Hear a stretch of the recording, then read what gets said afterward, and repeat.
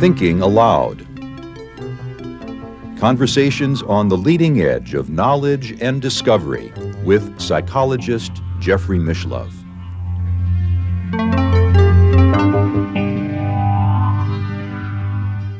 Hello and welcome. I'm Jeffrey Mishlove. Today we are going to explore the field of intuition, and with me is my old friend Miranda Alcott, who is an animal medical intuitive and an animal communicator. She has written a chapter called Listening to Water in the book The Healing Power of Water by Masaru Emoto.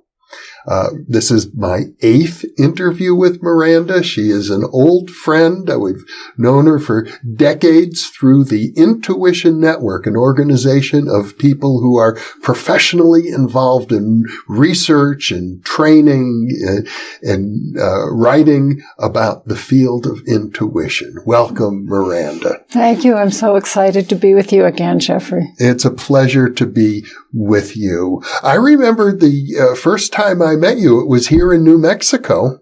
Oh, that's right. We went on a long trip together in a van to Chaco Canyon. Yes, we did. It was one of the earliest settlements of North America. Yeah, and one of the most important.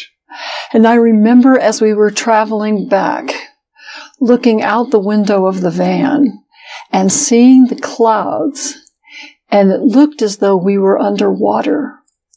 And I remember thinking to myself that this is what animals who are near the surface can see. Oh, you mean like fish? Because, no, it was because the clouds were very bulbous. It was like they were upside down. The way you would see water coming down if it had any kind of falling into the water. And I thought, how interesting those who live under waterfalls. What they would see.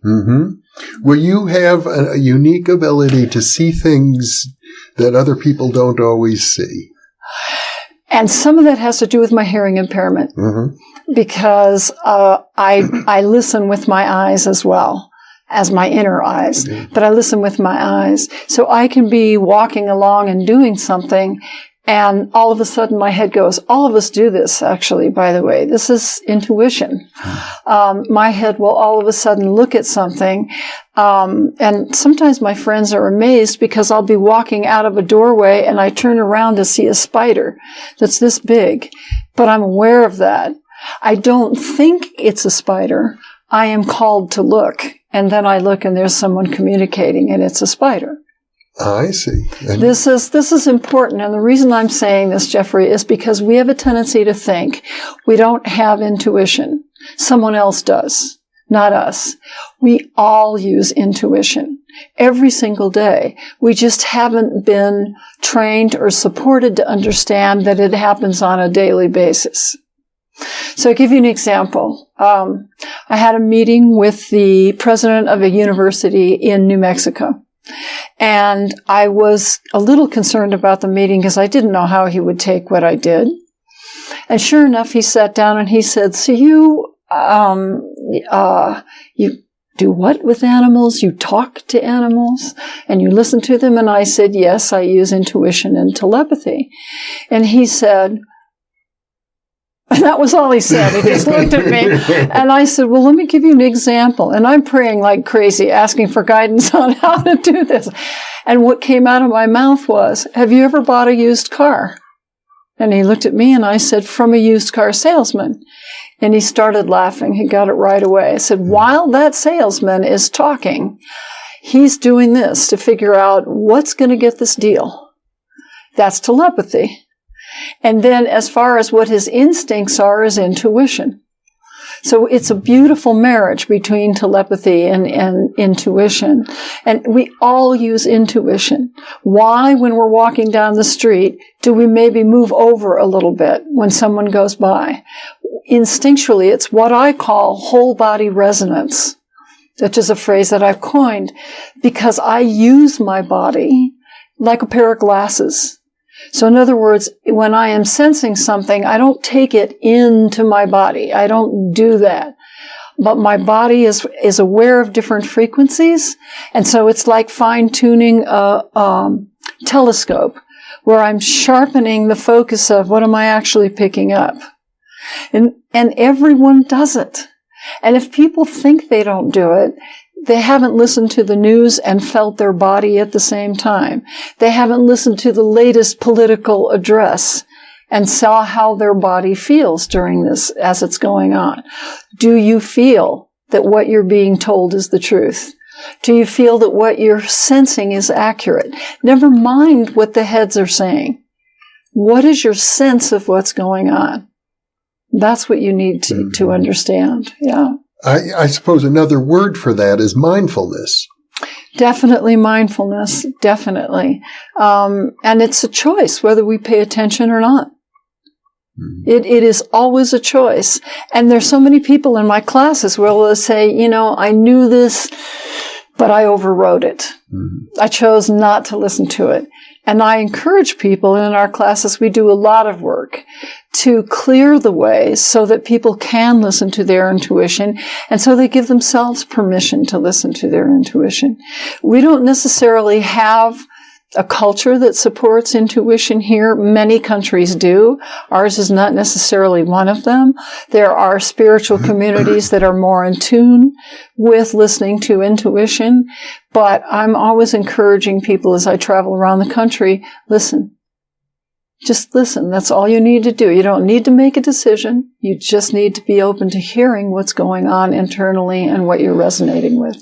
Intuition is often called a still, small voice within, and we have so many loud voices we do. These days. You mentioned the news on television. Oh my gosh! You hear a lot of people shouting and screaming, right. and of course, we're bombarded all the time at the sensory level. And that's a form of protection that we use in my classes, where I talk to the students about how to establish what's yours and what's not, and how to determine if there is something you need to interact with or not.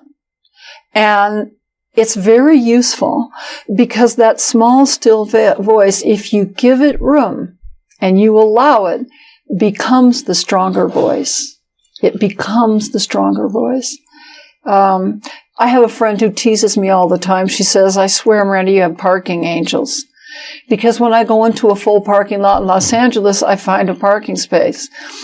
And it's really lovely because that's intuition. I don't know to turn left or right. I just go.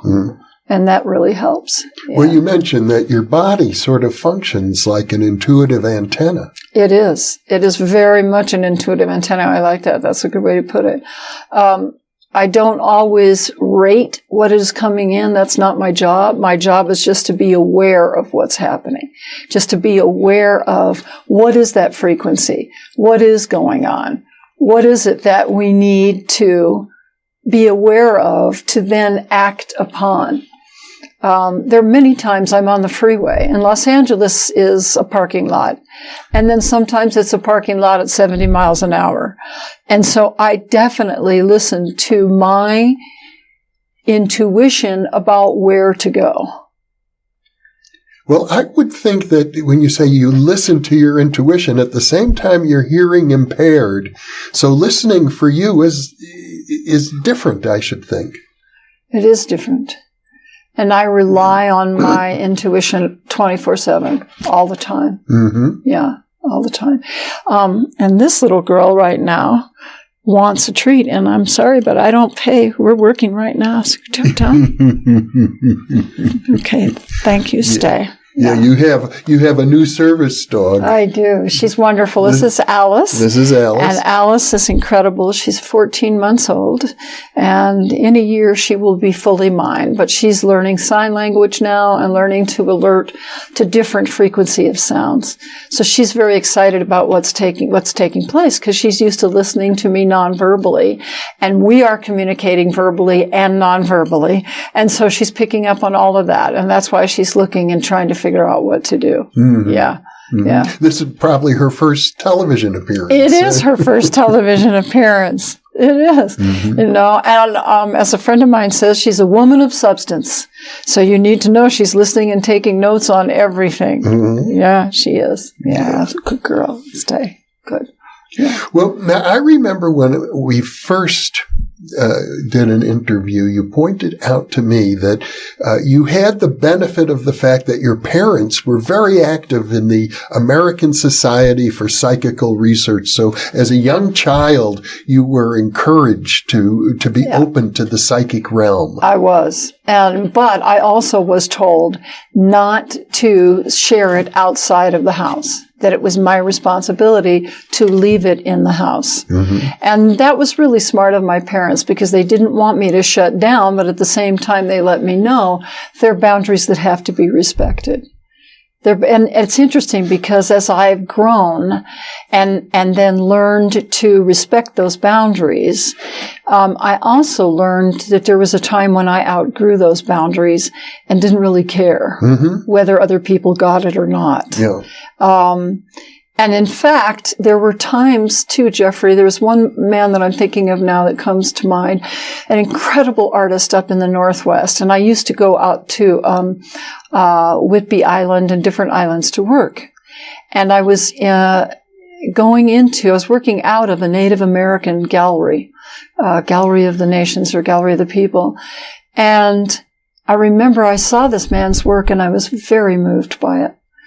And I said I would love to have some of this work, but I can't afford it. And the owner talked to the artist and he said he'd be willing to work a trade for my work. Well, I was delighted.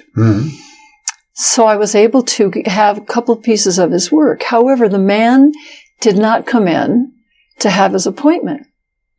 And I asked, just 2 days before I left, I asked the owner, why is this man not coming?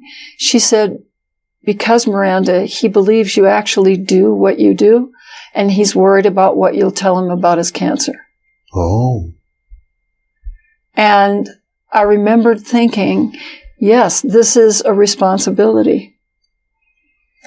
Everyone has their own feeling about what information they receive and what they present. It's an individual choice, especially with intuition. I don't edit, because to me it is not my job to edit. In fact, I just say for higher guidance, if there's something I'm not supposed to present, don't show it to me. I'm not going to decide what someone else needs to know or what they don't know. That's not my job. Because it's also not my job how they receive it, you know? And so I remembered that as an important lesson because I was sorry. I wanted to meet that artist. But I thought, well, there's another lesson, you know? Well, it's an issue, I think, for people who are highly intuitive, when to say something and when not to. I have had, through the Intuition Network, some very talented people come to me spontaneously, unasked. I had not solicited their advice, and they said, I have some important advice for you, and it turned out to be incredibly useful. But I've also had people come up and tell me, one fellow who considered himself highly intuitive, and I think had a reputation as being highly intuitive, this is about 30, 40 years ago, came up to me and tried to tell me I had syphilis, he could tell, which was total bunk. Yeah. Yeah. Well, that's something I learned early as well. Just because you can doesn't mean you should. Yeah. Unless a person asks for it, they're not ready to receive it. Well, I'm very glad I did receive some unsolicited advice. I am too. And what's interesting is perhaps those people were called and felt that you were ready to receive it. Or they didn't use that filter. They didn't use that. I think it's a question of discernment. Absolutely. It's not like there's a rule that works for everyone all the time. That's right. But it is discernment. And also it has to do with ethics. One of the things that I teach in our classes, in the workshops, is always ask before you communicate with an animal, a human that is transitioned. Just because you can doesn't mean you should. And that way, if there is something that comes across, if there's something that is a burning desire in a student, is something they feel they have to understand going in, they're taking a risk. And that's okay if they're willing to consciously say that, as long as they're also willing to say, and I'll learn either way. Mm-hmm. No harm, no foul. But if they go in assuming that because they know the other person should do what they're saying, that's a huge leap. I have talked to many people, through the work of the Intuition Network and elsewhere. I don't know, hundreds of highly intuitive, gifted people, and occasionally, for example, they get in contact with what seems to be to them, and I think probably is a spirit, and the spirit is saying, I have a message you need to give to somebody, and that spirit is really pushing on them to do it, and sometimes it's proven to be life-saving. Yes. Okay. So let me just sort of more say about where I'm personally coming from. Yeah. I was fortunate enough to respond to 9/11 at Ground Zero on site as a volunteer. Before I went, because I was raised by the parents I was raised, before I went, and because of the experience I'd had for so many years, I said ahead of time, if those of you who have transitioned want me to speak to your relatives, you need to get your relatives to me. Because you can spend a lifetime, because I've been doing this for so many lifetimes, number one. Number two, because I started working at 3, I learned the lesson of if you try to find someone that someone's looking for. Very different with you, Jeffrey. When you are who you are, doing what you are, you have a lot of intuitives around you who want to see this always be successful, make it whatever. And they also know you're open. Very different from most people who are not as open consciously to approach. So it really has to do with who's on the receiving end of it. So when I put my right foot on 9/11, right at Ground Zero in New York, I just said I'm only open to that which is for my highest good, the highest good of all concerned. And that way, if someone showed up, that was where I was meant to work. But I was actually working for a different agency, in that I was working for being a crisis responder. So I did crisis response. But that was an interesting experience into itself, to stand next to some of the men who had been there for a very long time and some who were new, as far as what they were seeing, and I was seeing around them, like a vignette of what they were seeing and what they had seen. There was one man I know, stands out right now, that he saw my service dog, who was one of the first crisis intervention canines, and he saw her and then wouldn't look at her. So she was at his feet, and he wouldn't look at her. And I could tell he wanted to touch her, but he wouldn't do it. He wouldn't look at her. And I said, it's okay. And we were standing with other men on site, because we were literally on site working. I said, it's okay, you can pet her. He was doing that. And I started looking, realizing he was uncertain if she was actually in physical presence. That's how long that person had been on that site. And he reached down, and when he touched her, his whole body relaxed.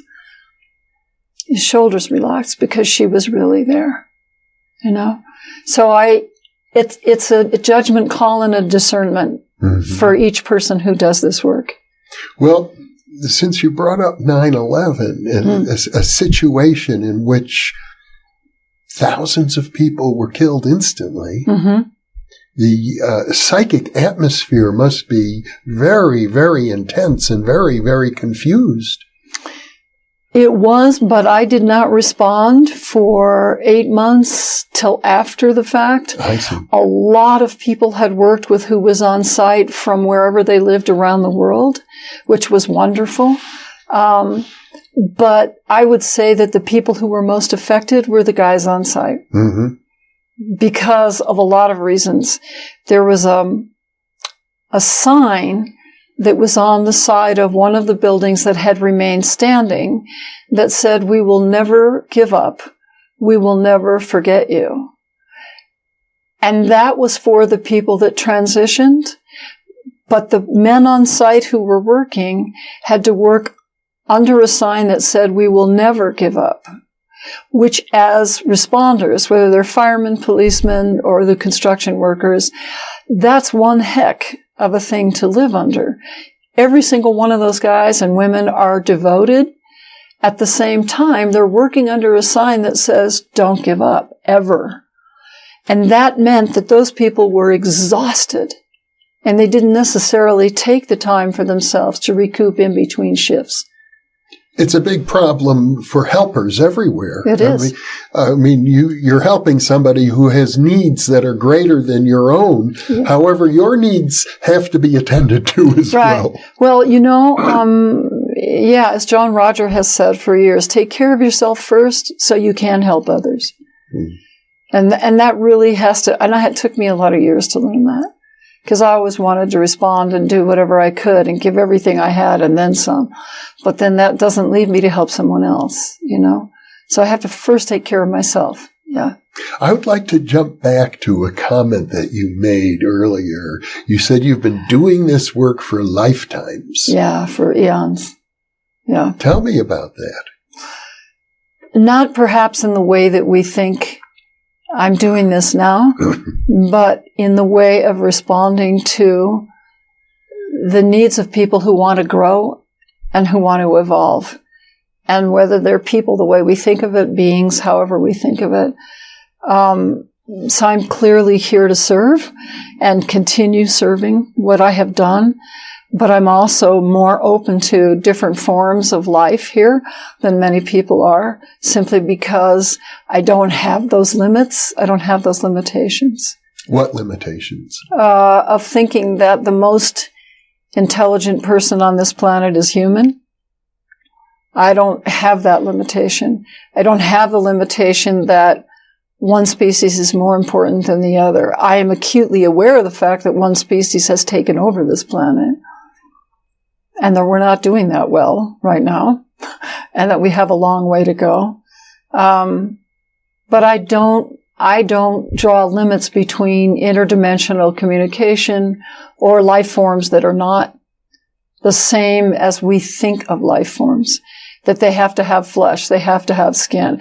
I remember someone when I used to be a professional musician, still doing this work, and I remember we were doing a USO tour up in Alaska, and I remember someone saying that because we were that we were the most intelligent on the planet.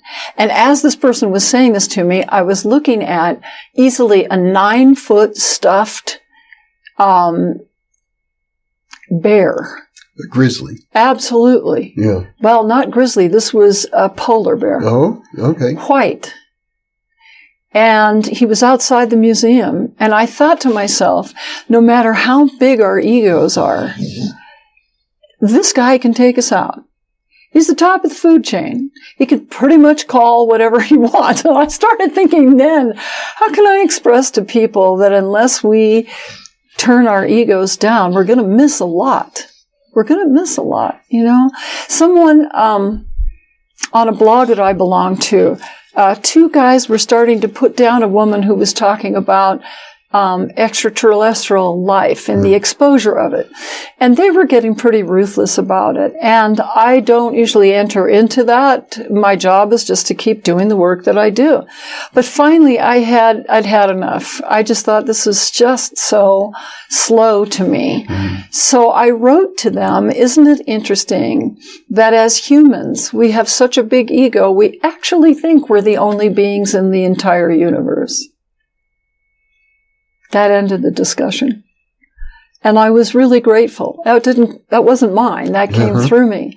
But I was really grateful because I think it's important that we keep what we do in proportion to more than just us. That's why I love intuition. Because if we start listening and allow ourselves to listen, because we do listen all the time. I shouldn't say start. If we allow ourselves to listen more, we have so much more life we can live and kindness to each other. Well, early on in this conversation, you mentioned how your eye was drawn to look at a spider. Yep. And, of course, in most of the world's mythology, spiders have a certain wisdom. They do.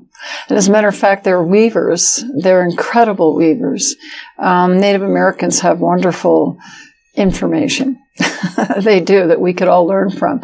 But why? Yes, because spiders weave what they know in between each other and all over. When we think also that I love about spiders is when we think of the geometric shapes of, what is it called? I know that you know this, and I'm not thinking of the terminology, Jeffrey, of it's geometric patterning on this planet that is non-visible. And I think of the spiders, because the spiders have their own system of webbing, which structures and supports and holds firm where it is. And so when we think about what we've done and how much there is to do that is non-visible, that is taking place, that has to do with structures and weaving. Well, I think what you're getting at is the idea that we ourselves are the product of nature. And yet we think of ourselves as somehow superior to nature. That's right. That's right. That's beautifully said. We do. We think that we're above it all, which is not the truth.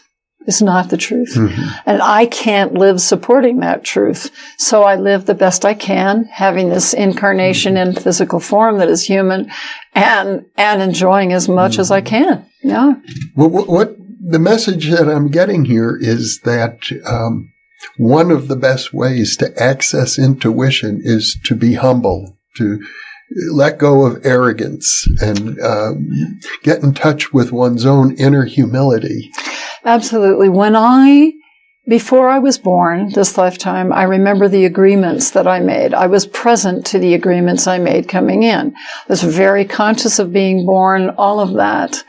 And I was told that I had the option to be a teacher, as I had been where I was before. And I said, yes, that I agree to that.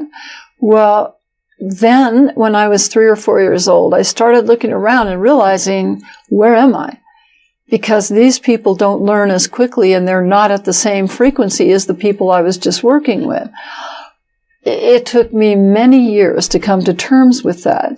And in fact, I went through a phase of actually anger and wanting to know where the travel agent was who got me here. How to get stuck on this planet. Exactly.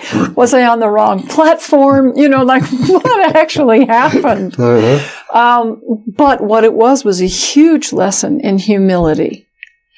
Because my teachers, who were not in physical, said to me, you have a choice. You agreed to teach. You can not teach. Or you can meet your clients where they are. So why are you here? Why are you taking our time? What are you going to do? And I really had to realize, get off your ego, Miranda. You're not worth anything here unless you can come and help. Instead of, I'm going to teach, it was, wow, I need to listen. And that's part of this, seeing the spider when I don't know there's a spider there, and my head goes, it's my commitment to listening to what's important. As it turned out, that spider, who was smaller than my nail, was a baby recluse, brown recluse spider. And it was a challenge for me, because recluses, we know, are pretty dangerous for us as humans. Yes, indeed. And I saw him hanging upside down, and there he was. And I took a picture of him, and I said, not knowing what he was, took a picture of him, my phone, and then I sent it to a friend of mine who is a retired Green Beret Special Forces guy. And he said, did you kill it? And I said, no, I didn't kill it.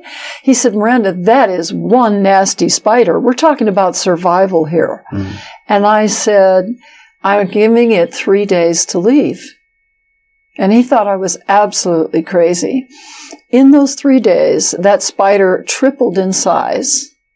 And then it became more aware to me, where do I put this with survival? And I said, I have to give you 1 more day to go on your way, but I need to tell you that I will be killing you if you stay, because now I'm concerned about what I came to do, and I don't want to be affected and not do what I came to do. He didn't leave, and I had to kill him. And it was really challenging for me. But I did. I did. And so my lessons continue, always. Mine continue. How do I feel about that? I have feelings about that, but I also know where I am and what I came to do. And it's not get out of the way. I don't mean that at all. I just mean that to keep my commitment, I was clear that I may lose track of him. And so I don't know if that means anything to anyone else, but it does to me. It was challenging. Well, you've raised a deep issue, actually, and the way I picture it is nature itself.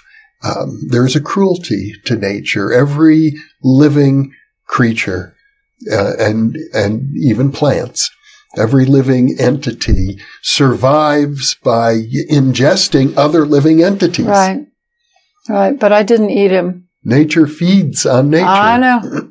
But I didn't feed. Yeah. I didn't feed on him. So now, in my case, I have actually captured and released probably hundreds of spiders. yeah. I have a special, if it was a cockroach, I'd kill it, but if it's a spider, I'm inclined to help it out. That's interesting. Yeah. No, I think they're amazing beings. And they're easy to capture. Yes.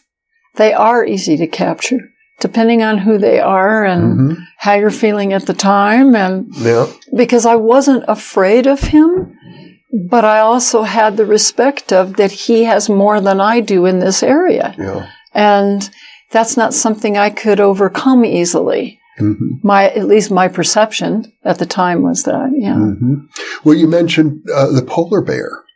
Oh, yeah. Earlier, and I've recently been learning about not just polar bears, but grizzly bears as well. The males have a tendency to eat their children. It's always made me kind of cringe. Like if you were human and ate your children, that would be considered a horrible, horrible thing. I know. You know who also does that? Barn cats. Oh. Yeah. Yeah. They don't want the competition. So, it depends on the species.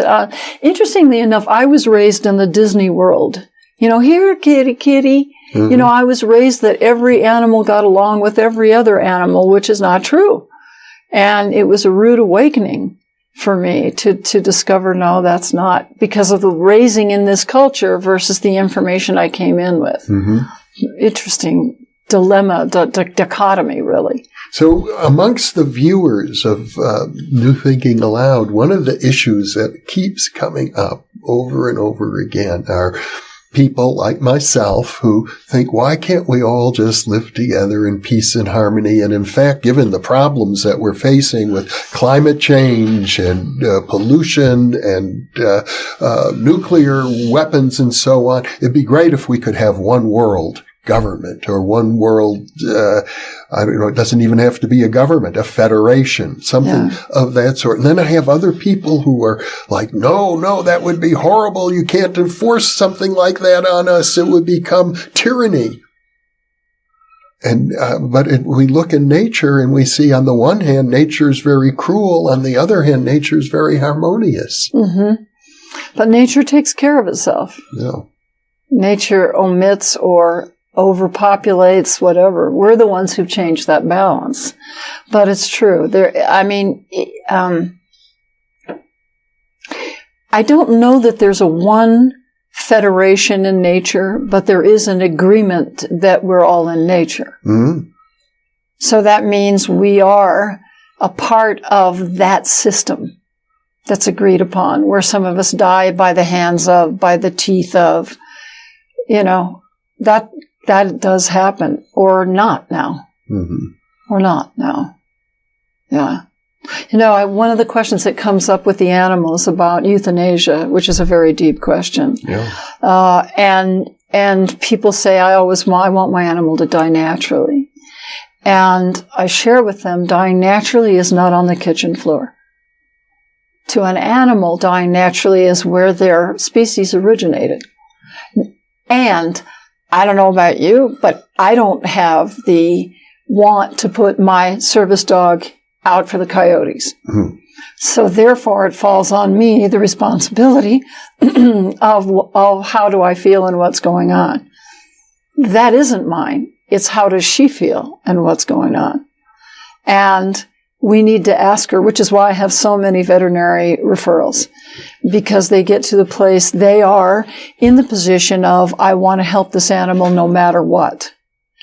And then they get to a place where they feel that the animal really needs help to go and the human is not ready. And because I'm a human counselor as well, I work with that at that intersection.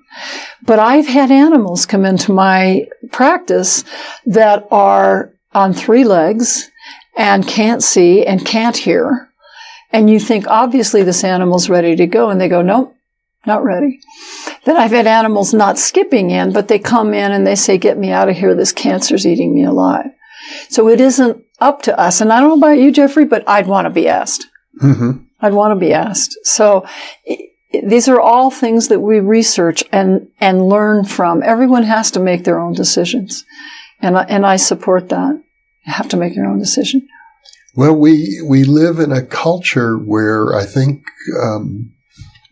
if the dog pounds routinely euthanize dogs. I know. I mean, every day, probably. Yeah. Oh, every day. Yeah, every day. That's true. But when I look at our culture as a human culture on this planet, I look at what you were talking about, a one world or a way to do that, which is so wonderful to think of doing that. However, I'm not sure those are all the lessons that we came to learn. And I'll explain to you what I mean. When I was 19, I was attending a meeting of some spiritual teacher. And I think there may be 25, 30 people in the class. And he made the comment of, but of course, this planet is all about love. And at that point, I started shaking my head. And he said, Miranda, do you have something to say? I said, yeah. I said, this is not a planet of love. This is a planet of war. And he said to me, can you think of a better place to learn about love? And it stopped me in my tracks because I had never reversed it. I had never thought of it that way. I had never thought that, oh my gosh, if you have to make a stand about love, you learn a lot more about love than if you take it for granted.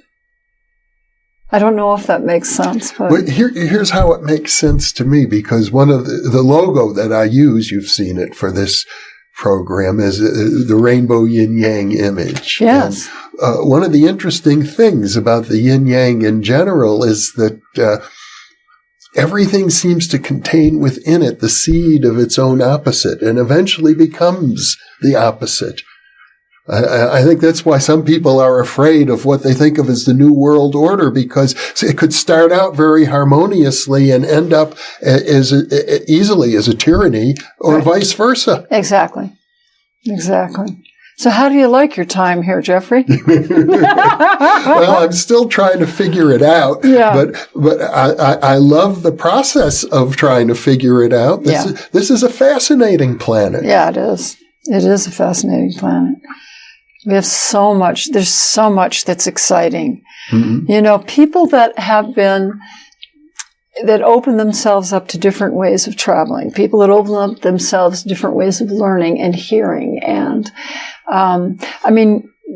I just think that if I can for just a moment say that this has been my 4th service dog for my hearing impairment. Mm-hmm.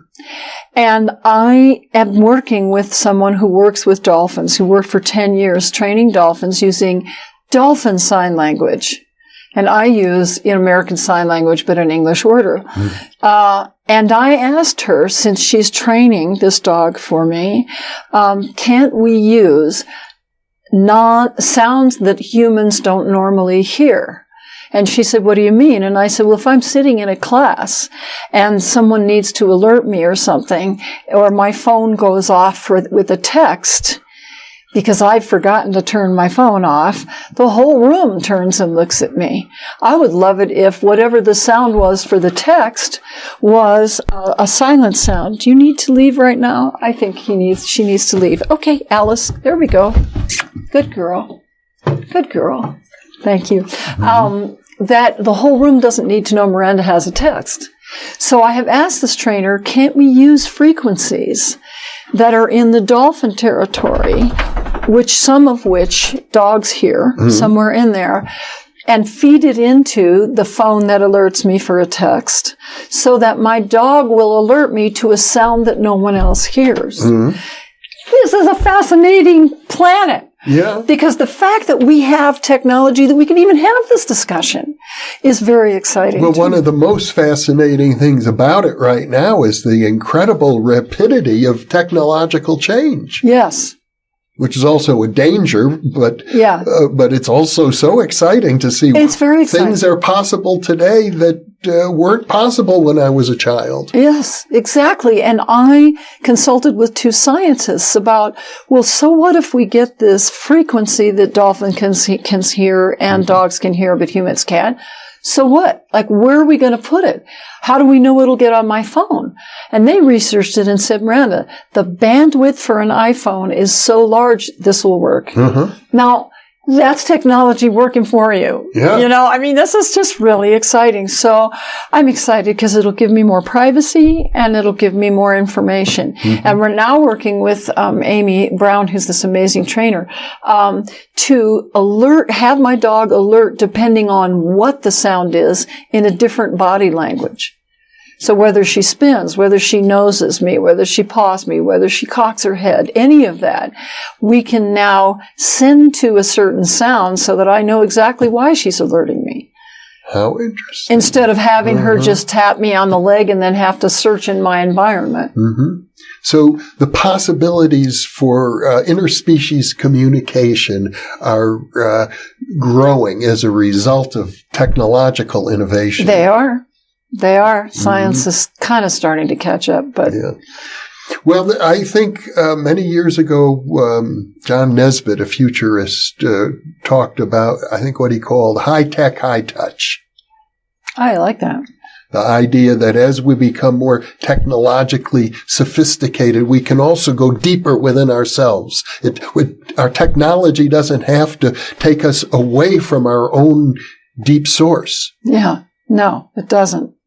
No, it doesn't. I know everyone enjoys communicating with the dolphins. They are so willing to communicate with us. And so, as you know, because you've experienced that, which is so lovely, as have I. And that's why I also get excited about this is something that scientists or people who don't really think you can communicate with dolphins, to see this come in something they can understand. This is something they can see on an oscilloscope, that this dog is responding to a sound that they're not hearing, So that's very exciting. Mm-hmm. Well, and you're talking about things that the normal human organism doesn't perceive at all, certain sound frequencies. Right. Perceive, consciously in the way we're used to hearing. Right. But at the same time, you talk about how because of your hearing impairment, you can sometimes hear with your eyes. Oh, yeah. That really intrigued me because we think of that normally as synesthesia. I'm synesthetic, absolutely.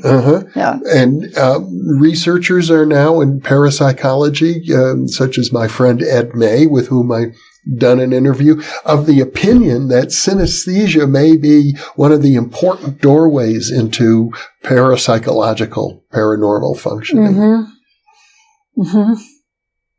Thank you, Ingo Swan. That makes sense to you. Yeah. Huh? Oh, yeah. Mm-hmm. Yeah. So in a way, your hearing impairment has been a gift. Oh, absolutely. Oh, my goodness. I was a professional musician before I lost my hearing. And I'm a much nicer person now.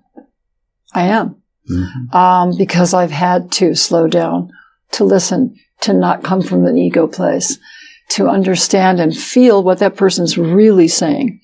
Not what they're saying. What are they really saying? What are they really saying? That's what's important. Do you know the number one complaint, as a counselor, I learned this and I thought it was fascinating. The number one complaint on this planet from the humans is they don't feel heard. That's international. Yeah. And so how important is it to listen? And listening to water is a joyful thing. Do you know something that I always found wonderful is the Cherokees have Cherokee or Comanche. Forgive me if I haven't confused, but I believe it is Cherokee, has a word for water, and it's long person. It means long person. And I absolutely love that. And what's the first thing that we see dogs do when they get near water? They give the play stance and they bite it. And they give the play stance. You know, they get all excited. And we're standing there saying, isn't that cute? And the dog is playing with another being. So there's so much there. And then there's praying mantis, which I know all of us have a fascination with, or many of us do. You know, see how much we can learn. Someone asked me one time years ago, before we really had the grid concept as people, that if the grid went down of our electricity in that area, and they said to me, oh my gosh, what would we do for communication? And I said, look to the sky, because the birds that migrate, you can ask for information in certain ways if it comes to that and you need to do that. You know, so there's so much around us that we can use. It's just very exciting. Well, Miranda Alcott, this has been a delightful conversation. I'm so glad you came to Albuquerque. Yeah, thank you.